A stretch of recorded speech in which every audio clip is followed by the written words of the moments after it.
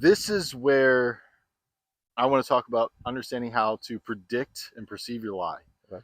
That way we can predict what the ball is going to do. This is one of the most important parts, especially when it comes to my elite players, being able to get the ball closer and score lower.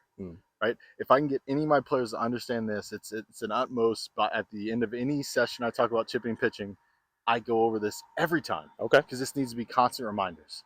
The ball doesn't react the same just because I hit the same shot, I hit the ball perfectly the way we just did there. It's not going to, because there's certain things that remove friction away and that add your ball going higher off the face and things like that. Right. And it's how the lie is, or there's conditions. So there's wet, like today's perfectly dry. Yep. It feels slightly wet, what that does and stuff like that. We have to understand that, right? So I'm going to go off of a grading system that I learned from Jeff Pierce. I love this. I love what he does with his players and talks about this, and I have used it for the past 3 years with my players as well. Okay. But we grade our lie, because grading the lie allows me to have a checklist of what I can do and what I can't do. That way I know what I can do once the ball's on the green or where the pin's at.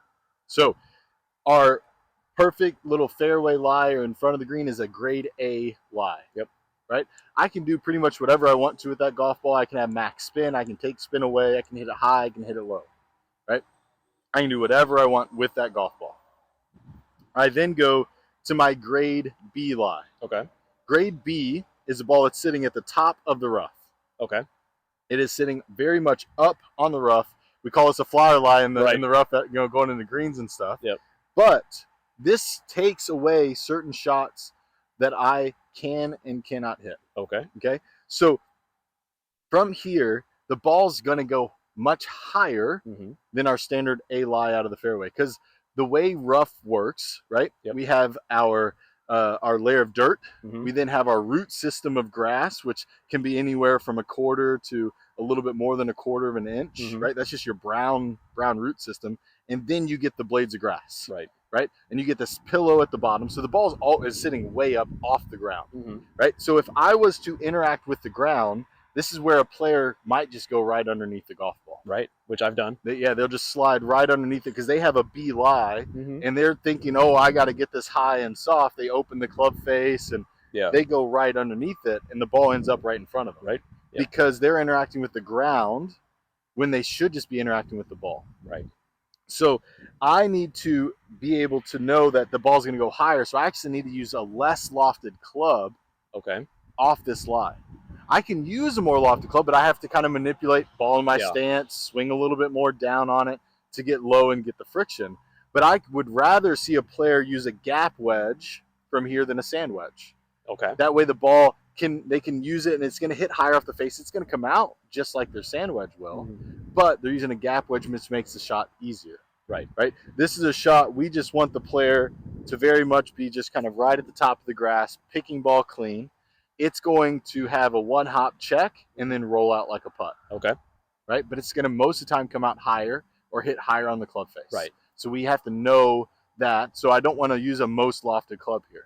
Okay. I want to use a least lofted club. Good to know. I go into my C lie or a 50-50 lie.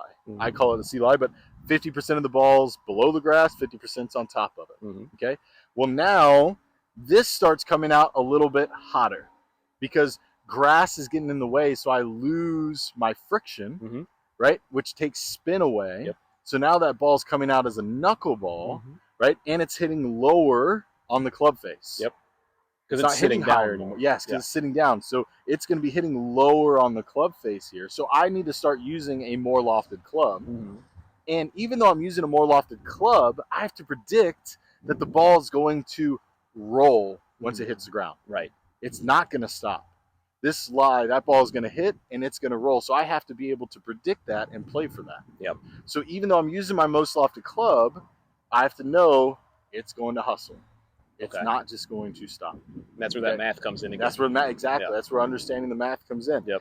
Are there players that can add spin here? Yes, but it's very tough to do so. Most of them aren't trying to do that unless they have to. They're playing for that rollout. Yeah. Okay. And then we have our D lie. This is the ball that literally I came over here a second ago and stepped on it to where it gets very much down and into it. So this ball is sitting now on top of that root system. Okay. right? So it's its lowest point to the ground as possible, right? I have to use my most lofted club, and I need to really let this club have as much loft as possible, and I need to really allow that to hit the ground solidly to where I can get the ball to come off as soft as I can, but this is going to have the least amount of spin out of all shots around the green. So what is it going to do when it hits the ground? It's going to roll. Don't care how high you hit it or anything, the ball is going to roll after it comes out of here. And it's definitely going to come out even lower than expected, no matter how much you open it, because of how low it's going to hit on the face and how down we're having to hit on this golf shot. Makes sense. So we have this grade system. That way I can predict what the ball's going to do.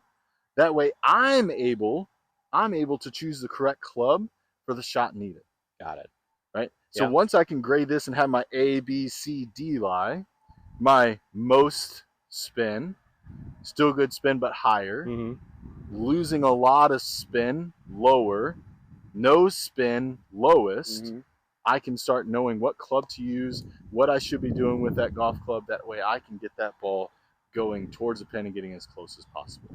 And this is a testament to not getting into the habit of always grabbing the same wedge every single time. Yes, we have to be able to change that wedge we're hitting. We have to be able to know that, hey, off of this lie right here, if I did a 60, right, and I open the face and I try to go there, I can hit some really good shots if I hit it perfect, right? I can get it like that. If you're a high-level tour player, no can hit down on it. But a lot of players will do what?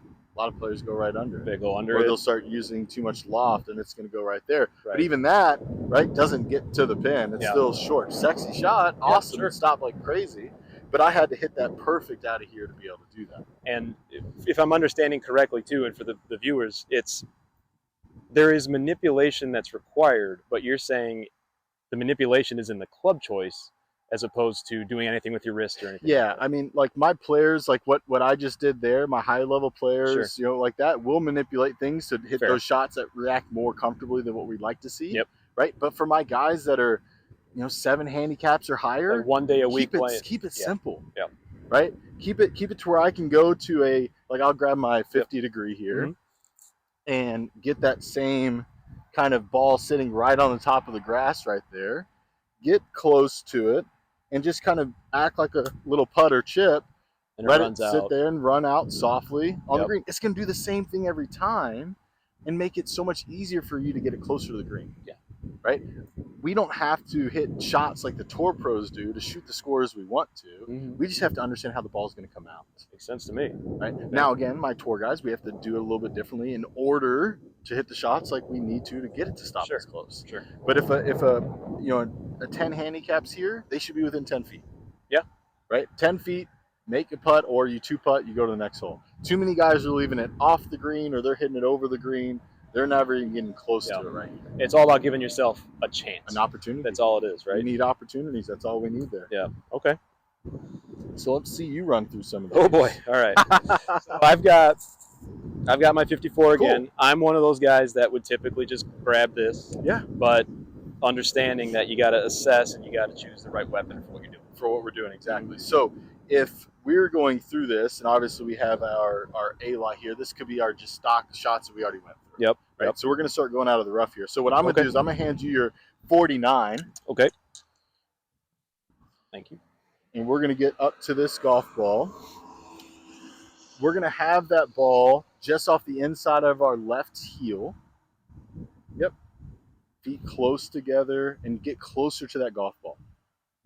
Yes, get closer than that. Right there. Love that. Okay. Good. And I want you to feel like you're just kind of putting this kind of wide back, wide through, picking ball clean, and it will just sit there and run out just softly. Arms natural. Naturally kind of hanging down. Just feel a little taller than would be great. Where the club, you see how you're sitting the club kind of into the grass? I want you to feel like it's like here. Okay, so floating a little. No pressure on that grass at all. Out of dress right there, and then just back and through. And look, you see how high that comes off? Yeah, it did. And it ran out really nice. And just runs to the hole. But that came off way higher than expected with the 49. Exactly. And you see where it's hit on the face. Just fine right there. But higher, it's on like the 5th or 6th groove rather than the 1st or 2nd. That ball is going to go higher.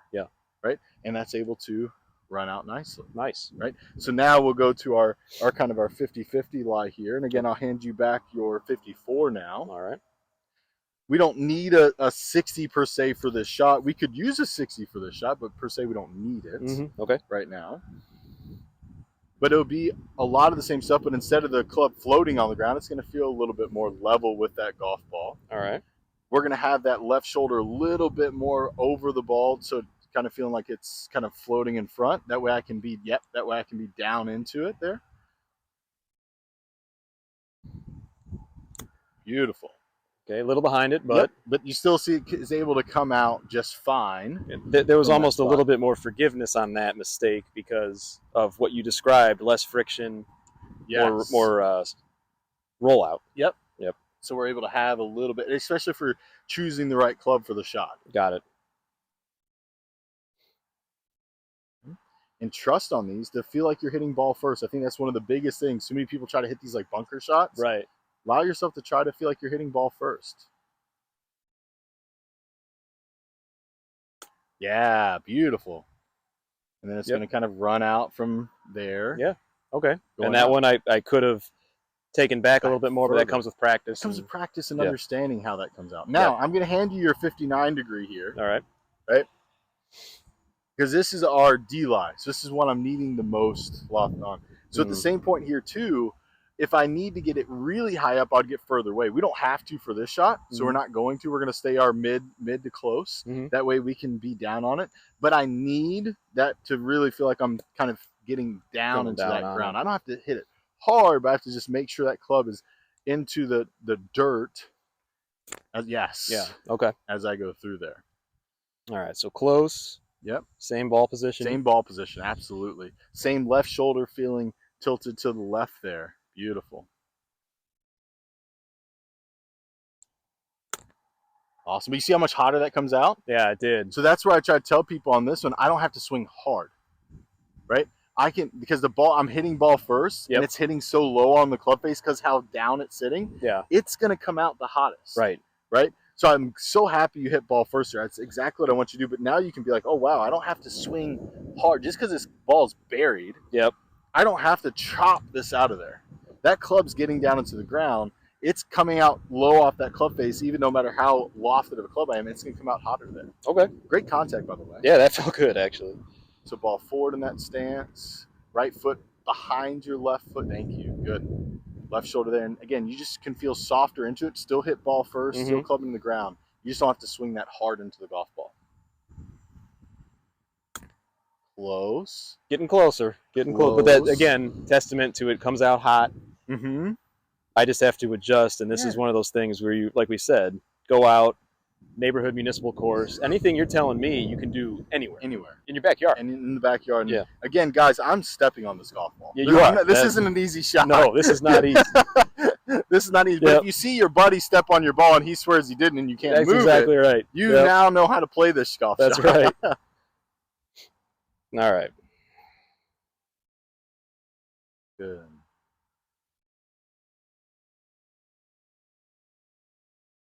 Yes. Okay. Yep. But you see how hard it hustles? Even though like it felt like it was super deflective, it hits the ground and hustles out. It goes out there. One more. Again, this is one of those lies I love showing people. Where people get scared of this. Because it's deep in there or it's down. Yeah, and in all honesty too, I mean, we will run into a shot like this. Maybe we can move that. We could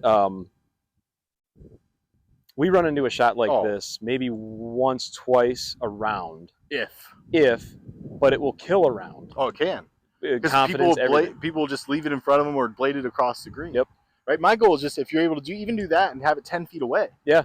Just get it I'm kind of hacking it out, but I'm doing it with the understanding of actual math and science. I'm not just hoping and praying. Right. Yeah. And again, it gets to what we were talking about earlier: predictability, knowing what it's going to do. Good. How's that look there? I love that. Close. I decel. Trust me. I love that you're being soft with it though, but that's good. Yeah. That's really nice right there. So being able to have that understanding of, again, grading these lies. Yep. For if you have that lie now, yep. Right, you can use you're 59, right? But we have to use it a little bit differently. We do, yeah. Right? It's much easier to grab the 49 keep it simple. and keep it simple, right? Kiss. Yep. Keep it simple, stupid. And just put the close the ball, hover that club on the top blades of grass. Make sure you stagger your stance, don't open your stance. Yeah, we don't want to open it. Yeah. Yep. And it's just going to come out there beautifully. Nice.